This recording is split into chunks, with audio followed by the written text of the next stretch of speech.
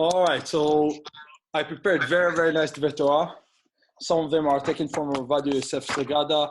Some of them I heard. Very, very nice ones. Okay, so in the Agada we have the four kids, right? Chacham, Rasha, Tam, V'Sheno Yodea Lishol. We're going to be speaking about the two famous ones, the Chacham and the Rasha.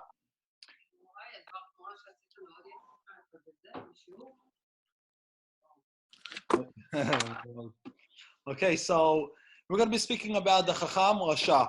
We have Tam and Yodea Lishol, but we're not going to be talking about them this time. We're going to be talking about them a different time.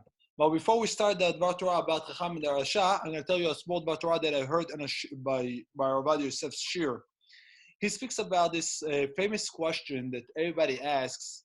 You know, the Hashem said that he's going to give Makat Bechorot, he's going to kill the firstborn in Mitzrayim when? Midnight, right?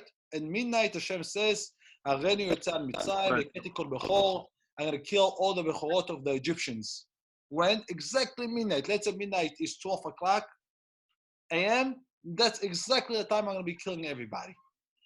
And when Moshe Rabbeinu goes to Paro and tells Paro that Hashem is going to give now the last punishment and is going to kill all the firstborn of the Egyptians, how does he say it? He says, around midnight, God is going to come down and is going to kill all the Bechorot, all the firstborn of the Egyptians.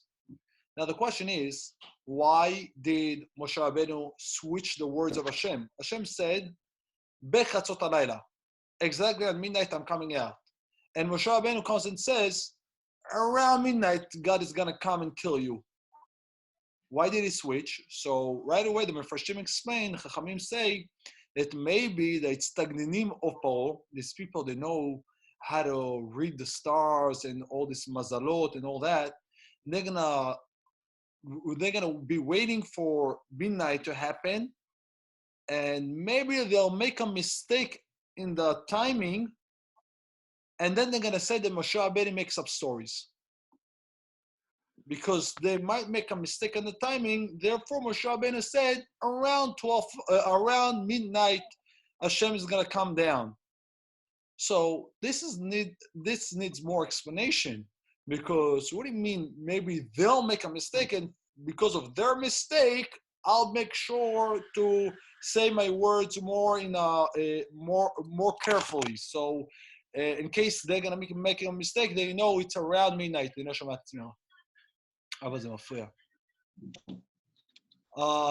Okay, so you understand the question? The question is, why we care about their silly mistake? If Hashem said midnight, we know that it would be at midnight. And if they make a mistake, Moshe Rabbeinu will tell them, okay, you guys have to do more practice. You have to learn your skills more, because it was midnight.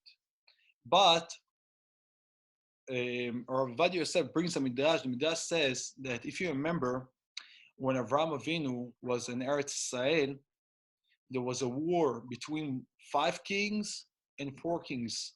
The 4 kings won the war, and they captured who? They captured Lot.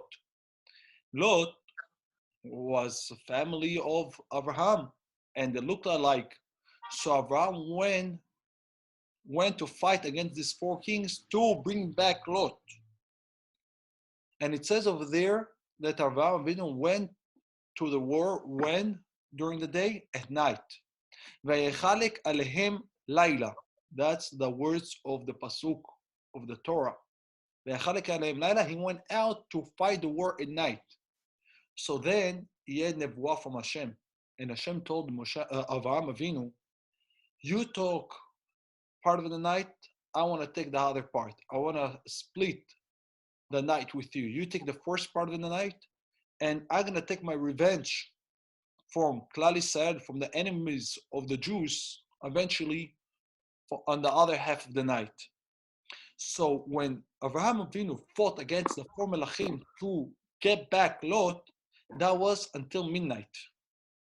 And from midnight he stopped fighting, because from midnight it was the part that God wanted to take also revenge from our enemies. Now Where was the war taking place? It wasn't in Egypt. The war is taking place in Eretz Israel. So the midnight in Eretz Israel and midnight in Egypt is different time. It could be 15, 20 minutes earlier or later. So when Hashem said to Moshe Rabbeinu, Bechatzot alayla, I'm going to come at midnight and I'm going to kill all the Bechorot of the Egyptians, which midnight was he referring to? Midnight of Israel, of Eretz Israel, not the midnight of Mitzrayim. Midnight of Mitzrayim, there's nothing, nothing is going to happen. And now Moshe Rabbeinu said, if that's so, they're going to go. They're not going to make a mistake. The Egyptians, they're going to look at the stars and they're going to make the calculation when midnight is going to be. Maybe they're going to get it exact. So now it would be Moshe Rabbeinu's fault that he's making, as if he's making a mistake. He said midnight and then nothing happened on midnight of Egypt. Therefore, Moshe Rabbeinu said, Kechatzot, around midnight, God is going to come and kill all the Bechorot. Because around midnight is referring to the midnight of Israel, which is not the same timing with the midnight of Egypt. And therefore, Moshe Rabbeinu had to switch his words, even though Hashem told him, Bechatzot, in midnight, he has to switch it to Kechatzot, since he's in Egypt. And in Egypt, Chatzot is not the same time of Chatzot and Eretz Israel. Okay, that I was giving it as a small Torah just for a beginning, for head start. Now let's go to the Agadah. The Agadah, we have the Chacham and the Rasha asking questions about the night of the Seder that we do. What are the questions that they're asking? Chacham ma hu omer? Chacham, what is he saying? מה העדות והחוקים והמשפטים אשר ציווה השם אלוקינו אתכם? What is this commandments that God commanded you, our God commanded you to keep? אף אתה אמור לו, you answer him back that you're not allowed to eat anything after Afikoman. After the Korban of Pesach, you shouldn't eat anything. You have to go to sleep with the flavor of the Afikoman, of the Korban Pesach, in your mouth. This needs explanation. We're talking about Chacham, a smart boy. We're not talking about a boy who doesn't know halacha, who the whole day sleeps, the whole day watches movies, the whole day is on the computer, the whole day is playing games on his phone. We're not talking about this kind of people. We're talking about Chacham. A Chacham, Tzaddik ben Tzaddik we're talking about. So Tzaddik ben Tzaddik is asking a question, gotta be, he's a smart man. He went through halachot before he asked the question.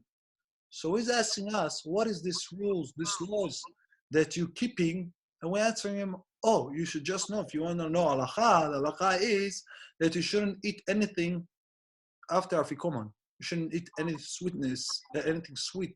After the Afikoman, you have to go to sleep with the taste of the Pesach, of the Korban Pesach. Interesting, has to be explained. Okay, let's go to the Rasha. This Rasha is also interesting Rasha. We're going to explain now, who is this Rasha? What is he? Does he exist our days, this Rasha? The Rasha says like this. Rasha says, Ma avodah azot lachem. Rasha, ma hu omer? What does the Rasha say? Ma avodah azot lachem. What's this work that you're doing? What's this, Leila Seder, this matam, maro, all these cups? What's going on over here? What are you doing with these services that you're doing? Right away, the Chachamim, the rabbis, catch him on his words, and they say, Lachem velo lo. Why? It's for them and not for you? Like you don't feel you're part of it? You don't feel that you are a Jew and you're part of this nation, you're part of this history? Oh, beneficial since he took himself out of everybody, kafar beikar, he's a kofir. Afata kechi, now also you punch his teeth, break down his teeth, ve'emolo, and you say back to him, Bavu ze asa Hashem li b'tzitim Mitzrayim. This is why Hashem did this for us, for me, when we came out of Egypt. Li velo lo, to me and not to him. Ve'ilu haya sham, if he would have been there, lo haya nigal. You wouldn't come out of Egypt. You wouldn't be redeemed. Wow. Now let's explain this Rasha. What is really the Rasha thinking? Is this a dummy? Also not. We're not saying dummy ma'u omer. We're talking about a smart man also. He's also smart. He's a Rasha. So there's got to be some type of belief that he has, and based on that belief that he has, he's asking his questions. So I want to tell you before we answer this question that I think I even told you once the story that I was on a plane, and next to me there was a seminary girl sitting, Chabad seminary girls. It was a whole group of seminary girls that were coming to Brooklyn. They were coming to 770, and a bunch of them were all around me. And the seat next to me, next to the window, I was an aisle seat, and a girl was sitting next to me. I didn't want to give up my seat. I said, I don't mind giving my seat. Just give me an aisle seat. I need to come in and out very often. They couldn't find me an aisle seat, so I ended up staying. But middle of the flight, that girl that was sitting next to me, she started not feeling well. I don't know what happened to her. She started not feeling well. So I felt not in place, all our friends are coming over and asking her how she's feeling, and I'm standing right in between everybody. So I just decided to get up and let them sit on my seat for a couple of minutes so they could calm her down, take care of her. They ended up taking over my seat. And then I sit for the rest of the flight. Where did I sit? I sat on the aisle seat. I found the aisle seat open, but next to who? Next to an older lady that I thought she's not a non-Jew Russian lady. But then I started talking to her a little bit, and she's telling me that she's also Jewish. She started complaining to me about these girls because they were trying to take her seat and switch me with her. I don't know what happened exactly there, but she started talking to me, and then she tells me I'm also Jewish. I thought, oh, really? You're Jewish? You don't look so much like a Jew, So she tells me, yeah, I'm not Orthodox. I'm Reform. So once she started opening the conversation about this, so I jumped on the idea, and she started explaining to me that her parents are Holocaust survivors, and they were Orthodox. They were keeping everything. They were religious, but she feels she doesn't want to continue that direction, and she wants to be Reformed. And I told her, okay, if you reform, therefore what? You don't believe in what it says in the Torah, in the Bible? No, I believe in everything that it says in the Torah, but I don't believe it talks to us. I believe that it was something that was every mitzvah, every command that was written in the Bible was for that time, for specific reasonings. But today, there's no need for many of those mitzvot, many of those commandments, so we don't have to keep them. She said, I don't do one thing I don't do. I don't eat pork. I don't eat chazir, pig. That I don't eat. I didn't want to ask her why. Like, why wouldn't you eat pig? Who said that it's apparently pig today? According to her, our understanding that today there's no problem with pig. So she should be able to eat the pig. Since it was just something that probably some command that was knitted for history, sometime in history. Maybe there was a coronavirus in the pigs, and God commanded not to eat pigs. But I didn't want to do that because I didn't want to ruin it for her. Maybe one mitzvah, maybe it's going to keep her to go to Gan Eden. Who knows? But this Rasha is one of the types of Rashaim that we have in our generation, is people who say that what the Torah command us was for that time. So the Korban Pesach that we eat, this animal that they shechted, they slaughtered, and they ate, and there was Korban and all these things, what was the purpose for all that? You know what was the purpose? You open up the Chumash and you read the purpose.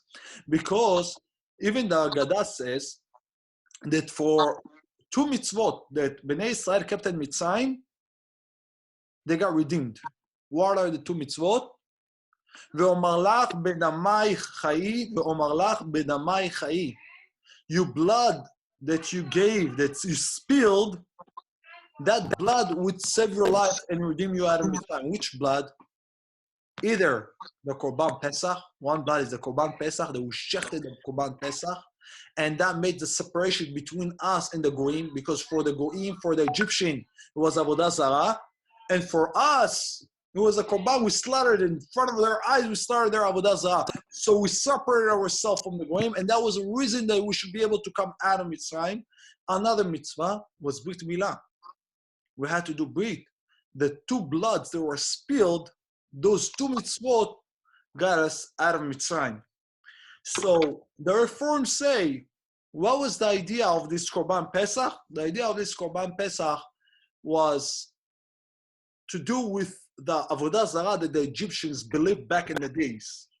Today, no one believes in this Avodah Zarah.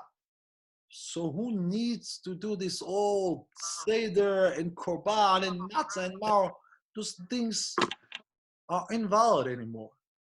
They're history. We don't need this mitzvot. Yes, we believe in that there was time in history that God commanded us for a certain purpose to keep that, but not anymore. But they're making a huge, huge mistake. I'll give you an example. I'm going to ask you a question that you'll see logically that they make no sense what they're saying. Today, in our days, there's a very, very bad virus going around the world, and people have to stay home. People shouldn't be hanging out in the streets too much. It's dangerous. So people stay home. I go out. I need to go somewhere. I go into my car and I start driving.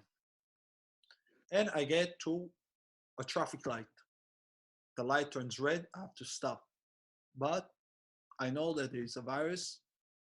Everybody is home. I look to the right, to the left. No one is in the streets. I want to go and drive in a red light. Red light, traffic light, red.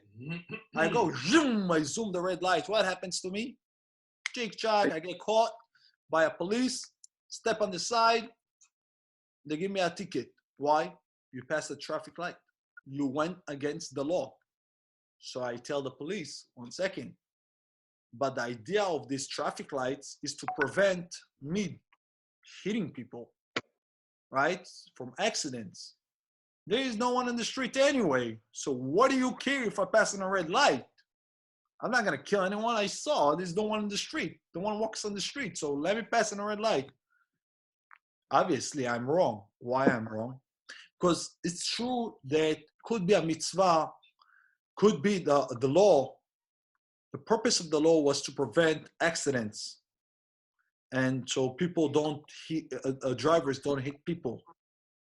But once the law came out, we don't go after the reasonings. The law is the law. You got to keep it no matter if there's people passing or there's no people passing. You got to keep the law. You got to stop on a red light. The same thing, similarly, this is the mitzvot of the Torah. Could be that the reason why Hashem made the mitzvah, the law, is because of a certain reason. Now, once there is a law, you got to keep the law. You cannot say the law, okay, there's no people outside, there's no purpose, there's no Korban Pesach, there's no Egyptian, there's no nothing, we're not slaves, so we don't have to keep the law. And I prove it to you. Because it says, by Abraham and by Lot, when the Malachim, the angels came to them, what did they bake for them? It says they baked matzot. The Torah Befrush says matzot. And the Mefarshim, the rabbis explain why they did matzot.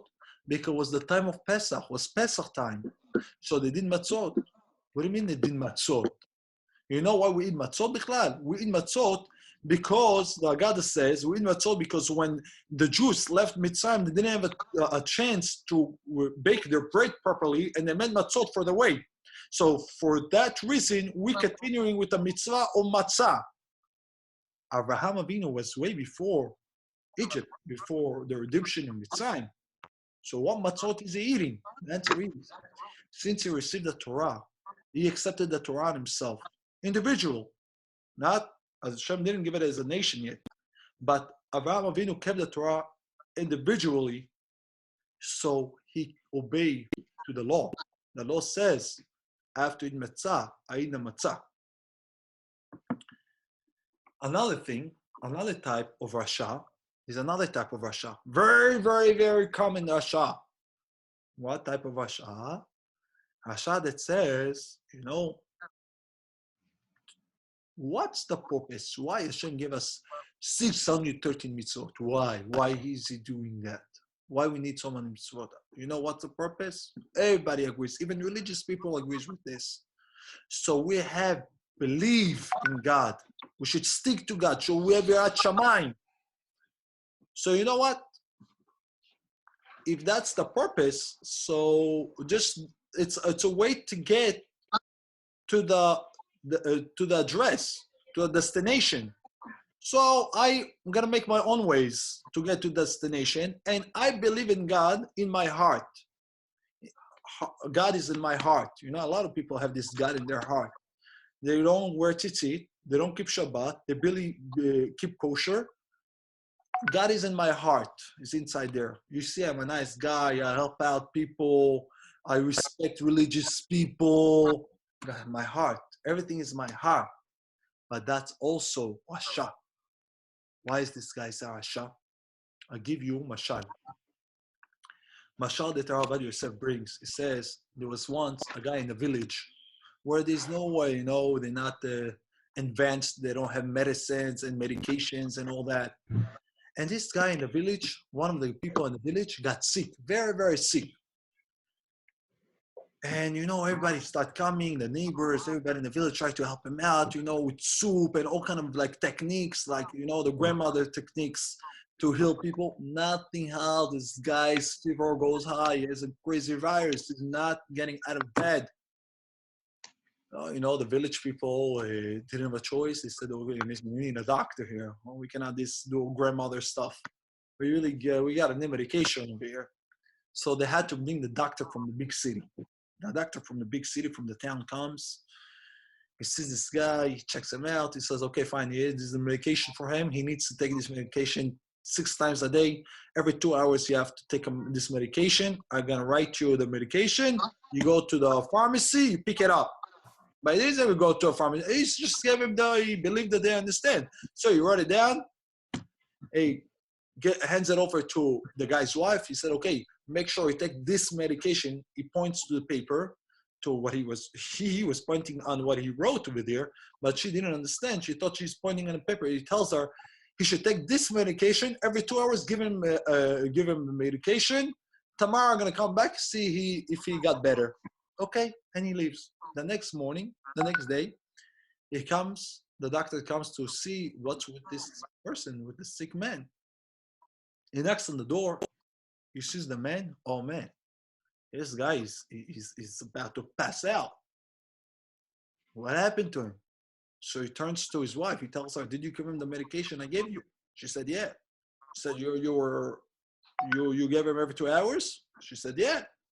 So he tells her, let me see the bottle, the box that you got the medication. She's like, what box? What are you talking about? What do you mean? What medication did you give him? What do you mean? The paper that you gave me, I cut it to 6 pieces. And every 2 hours, I took a piece. I threw it in a cup with water, hot water. I made it soft, and I gave him to drink it with a piece of paper. It's like, you dummy or what? You normal? You got to take this to the pharmacy and pick out your medicine, your medication. You don't give him the paper to drink. He said, this is the mashal. The nimshal is this rasha. This Hashem that say, I believe God in my heart. God is in my heart. You believe God is in your heart. You know what it means? You believe in the paper, but you don't believe in what it says in the paper. You believe in the Torah. Yeah, Torah is from Shamayim. Yeah, Moshe Rabbeinu got it from heaven, this and that, in the mountain, and all this story. But to keep what it says there, you don't keep. To pick out the medication from the pharmacy, you don't pick up. So what are you doing? You're drinking the paper. You're drinking the Torah. What are you doing? This is our shop. Person who thinks like that. So this we could take as a lesson, even though it sounds to us funny and sounds to us like, wow, what a Rasha this guy. But we're not too far away. We have to find ourselves where maybe we do the same. We're thinking the same. Okay, this mitzvah to go pray in minyan, it's not that important. As long that I pray, or to pray 3 times a day, I pray once a day is also good. Or who said I have to pray the way Chachamim put the prayers? I'll pray in my own words. Asmar Alik. Or Kiachma Lemita, to say Kiachma before you go to sleep. I said already Kiachma. It's just in the Torah to say Kiachma twice a day. I said it twice. I said, Shachrit Avid, what are you driving crazy now to say it also on before I go to sleep? The guy's becoming a smarty. Why do I need to know? I believe in God. I do. God knows my heart. I know I try. Were you playing games? Were you fooling? That's a lesson that we take from the Rasha. Not to be a Rasha. What Chachamim tell us, what the Torah tells us to do, we do. We don't ask questions. Yes, sometimes Torah reveals secrets, reasonings for the commandments. It's very nice. But it doesn't mean that now we could choose when to do and when not to do. We have to follow the rules. We have to follow our Chachamim. Okay, I don't know how much time do we have left. I don't know. We should have about 10 minutes left. Okay, now let's speak about the Chacham a little bit. Oh, the Chacham. Okay, since we start speaking about listening to Chachamim, we're going to start with one point about the Chacham. And then from there, we're going to move to different points, different lessons that we could take out from the Chacham. The Chacham says things that are very similar to the Rasha, like we mentioned before. Very, very similar. The Chacham and the Rasha, they talk very alike. They look alike. Listen to the Chacham again. Chacham, what does the Chacham say? What is rules, laws that you guys have? That our God commanded who? Etchem. You. Commanded you. That's exactly the way the Rasha spoke. And what do we answer him? You're not allowed to eat after the afikoman. Anything sweet, so you keep the taste in your mouth for the rest of the night. So we already start off with the question, what? This guy is probably not so smart, or maybe he's a guy who wants to learn, but who said he's smart? I mean, that's the answer that we're giving him to his question. He's asking, what's this big laws, these commands? We're answering him just side halacha. Oh, you should know after the whole Leila Seder, this one halacha, out there that you shouldn't eat anything after Afikoman. You shouldn't after Pesach, after Afikoman, you shouldn't eat anything. Well, there's so many halachot that gotta do with this Leila Seder, this Pesach, that we gotta be speaking about, and we jump to some halacha after Leila Seder. Interesting. Another question I'm going to ask you. Why we're eating matzah? So, to answer the question, we open right away the Agadah. The first thing it says in the Agadah is the answer. Halachmaniya. This is the bread. This is the bread that our forefathers ate in Mitzrayim. The matzah is called lechem oni.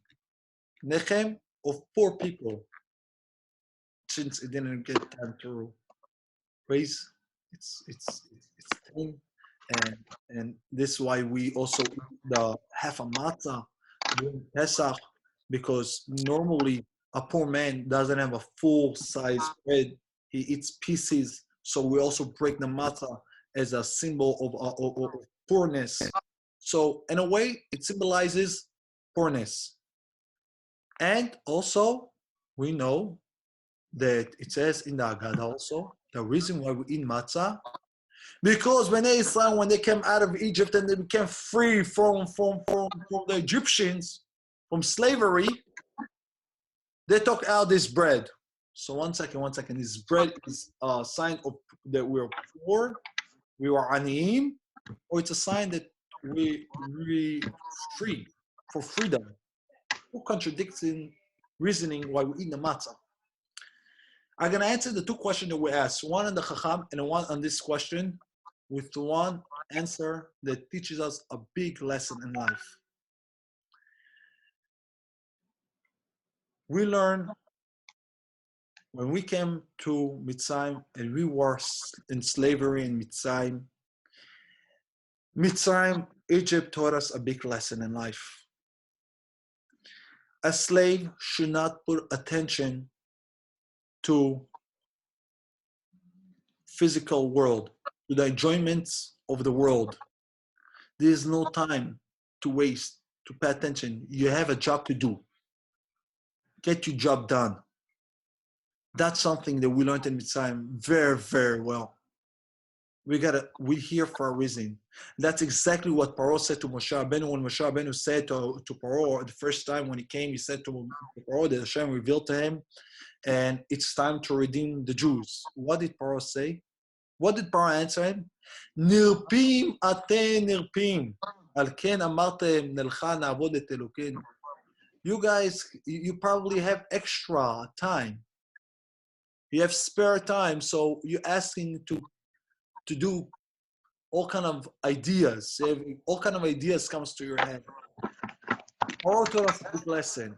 If a person is busy with his job properly, he's not going to have time to pay attention to all kind of side things.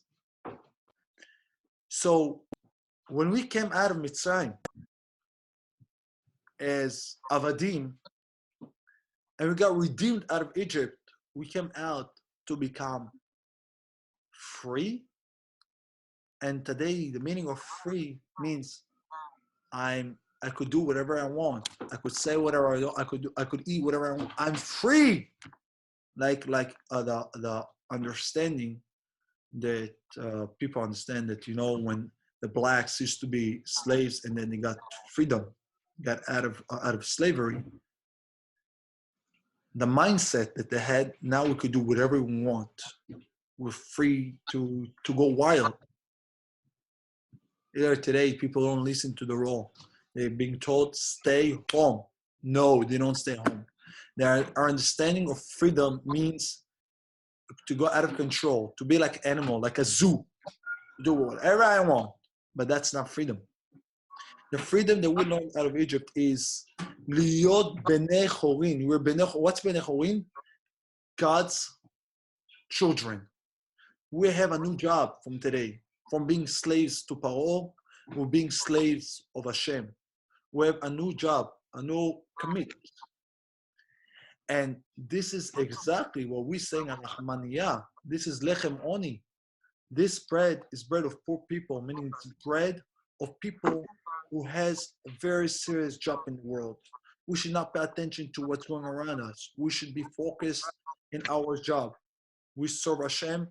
That should be all our mind should be put into it, into Kedusha, into Chniut, into spirituality. The same thing we say to the Chacham. You smart boy. You a smart boy, you know a lot. You know a lot of halacha. You know a lot of Gemara. You know a lot of Chumash. You know a lot. But did you understand purpose of life? So the Chacham is asking us, please tell me, what's this idea? What is God is exactly asking for me with all these laws and all these commandments and all these rules? What is Hashem wants from me? What is being asked from me? 613 things are being asked me to do. What is God wants? What do we answer him? You know what God wants from you? That after you eat Korban Pesach, you shouldn't put anything in your mouth. You keep this taste for a long way. That taste that we got in slavery in Mitzrayim, that taste that we had from the matzah in Mitzrayim, that we didn't eat normally, that we were under slavery, that taste we should take out with us from Mitzrayim forever, so we know how a person is supposed to be sticking to his goals in life. And if our goal is to serve Hashem, we should stick to it all the way. Shouldn't pay attention to what's going on. The taste should stay in our mouth. Al taftir Achar a Pesach afikoman. Do not put any tasty sweetness. Do not go after the enjoyments of this world. That's the idea of all the mitzvot of Hashem. Hashem gave us 613 mitzvot. You know what's the idea? The idea is to be concentrated into our goals, into our avodah, our job of serving Hashem. I don't know how much time we have left. We have more time left. It's still going. So let's go for until... Rabbi. Yeah. I have a question. So go ahead. What's the answer to the one that he said, like the Rasha, God commanded you, but he didn't say like altogether, like himself, he didn't include himself also? What's the answer to that? So you're asking a very nice question. The Rasha and the Tzaddik are both saying kind of like the same idea. Tzaddik is also etchem. God commanded us, but he doesn't say us. He says etchem, you. And the Rasha also says ma avodah azot lachem. What's this services that you're doing? You, not me, you. So Chacham and the Rasha are both saying the same thing. So why the Rasha we're attacking? Oh, he said lachem, you, and not him. And the Tzaddik, we're not attacking. Everything is fine. The Chacham, we let him out with this. What's going on over here? So I heard this Dvar Torah from my friend. His name is Meir Shaluch. He said a beautiful idea, beautiful. First, you have to know that whoever will eved dan et kol ha'adam lekav zchut. Every time a person does something, we have to judge him for good. That he meant good. You're not sure what he meant, so judge him to mean good. That whatever he did, his action that he did, was with a good thought behind it. Okay? But Rabbeinu Yonah in Pirkei Avot says that this rule applies to a person who goes in the right path, who acts like a human, like Adam. He acts like a tzaddik. So when you see a person that goes the right ways, that one time he did something that looks wrong, looks very wrong, our job is to believe that he meant good, to try to find a way to interpret what he did for good. But Rasha, that all his ways are bad ways, every time he's doing bad things, doing sins. So on him, he's not considered a human. He's not acting like a human being. He should be acting. There is no mitzvah to judge him for good, to mean good. So when he says, Ma avodah zot lachem, we go and we go psychology with him. We go deeply into his brain. Why did he say lachem? Probably he wants to say that he's not part of this, part of this all Seder and a Metzah, Matzah and Mar and leaning and ching kokaf. He's not part of it. Lachem velo lo, this is what you meant. And the tzaddik, since every time you see tzaddik follows Hashem's ways, he followed the mitzvot. When he says lachem, what did he mean? What did he mean when he said lachem? So first of all, pay attention to the way the tzaddik speaks. First of all, the tzaddik said, Hashem Elokeinu, our God. Oh, first of all, pay attention. The tzaddik starts off saying, it's our God, not only your God, it's our God. But then it switches to lachem, etchem. Our God commanded you. What did he mean when he said you? Who do you think the Chacham is speaking to? He's speaking to his son when he's asking this question? He's speaking to his neighbor when he's asking his questions? No, Chacham goes to his rabbis, to people who are bigger than him. He's looking up to them. He's speaking to those kind of people. So probably what he's trying to say, that he wants to learn from them the ways of Hashem. He doesn't want to learn it by himself, because if he's going to learn it by himself, maybe he's going to make mistakes. When you read the Torah, like the Christians, you know how they work? They open the Bible, and however they understand it, it's fine. As long as they understand their understanding. We don't go like this. We have a rule. You know what's the rule? The rule is Moshe kibel Torah misinai. Moshe received the Torah in Sinai. Umasra Yeshua, he gave it over to Yeshua. Yeshua l'Nviim, and Yeshua to l'Nviim. And Neviim gave it over to Skinim, Skinim to Knesset Gdolah. And so on, it will pass from Moshe to Yeshua and Yeshua. And like this, from every generation, we receive what our rabbis taught us. Our leaders are teaching us. We don't make up our own ways. So when Chacham says, Ma avodah zot lachem, he's saying to the rabbis, rabbis, I don't want to do it all by myself. Please, rabbis, you teach me the ways of Hashem. And this is so exact in his words. And this is why before he said you, and wanted to make sure that they understand him. And they don't misunderstand him like the Rasha. And this is why he said, Hashem Elokeinu. Hashem is our God. I believe in exactly the same God you believe. But I want you to teach me the ways of Hashem. I don't want to do it on my own, because if I do it on my own, I could make a mistake. All right? I think we passed 40 minutes. I'm not sure why this thing doesn't end. We way more than 40 minutes. We went over time. If it's not going to stop, I got to tell you one more about Torah. We'll go back to the Rasha. What does it say about the Rasha? It says about the Rasha that after he asks this question, what do we do to him? We break his teeth. Tell me this is normal? To be so physical? To be so aggressive with the Rasha? We know Chachamim teach us, Lashon raka teshaber gam. You have to speak softly to people. And even if he's hard like a rock, it's gonna go through. But talk softly to him. Easy. Take it easy with him. You don't come attacking people. That's not the way we're gonna get him back in the right path. So why is the Haggadah telling us, oh, this is what he said, lachem, lo, li, well, punch his teeth, knock him down. What? Knock down his teeth? What's going on over here? Why are we getting so upset at him? You know what's the answer? I heard it from my friend. He said, such a nice answer. Beautiful. He said, what it really means is we really trying to hint to him and remind him what the Torah said. The Torah said that when a Jewish slave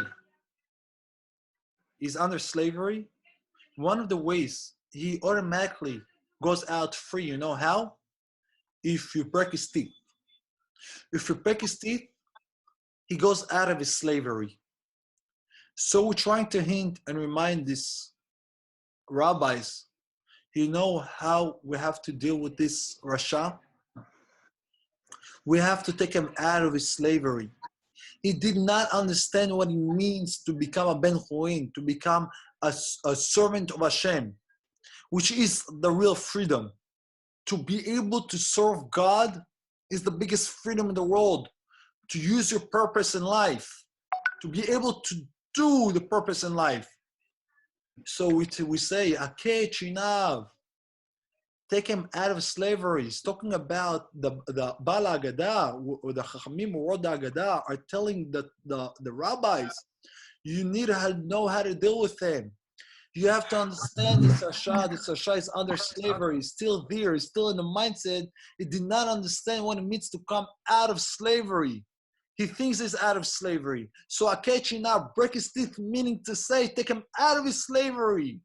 And explain to him that with his mindset, he would never come out of Mitzrayim. If he wouldn't have done the Pesach in Mitzrayim, if he wouldn't have done Brit Milah in Mitzrayim, he would have stayed there with all those that died in Makat Choshech. This is what it means, Akechi now. All right. Fine, I think we did enough for now. Thank you. At 8:30, we're going to go through the Seder Halachot. We're going to go through the Halachot. How much matzah we have to eat, how much maror, how do we have to eat it, what happens if we ate it wrong, how much wine we have to drink, what type of wine we have to drink, who needs to drink wine, who has to read the Haggadah. All those things we're going to show. I'm going to speak about at 8:30. Okay, thank you, Rabbi. Sure. You're welcome.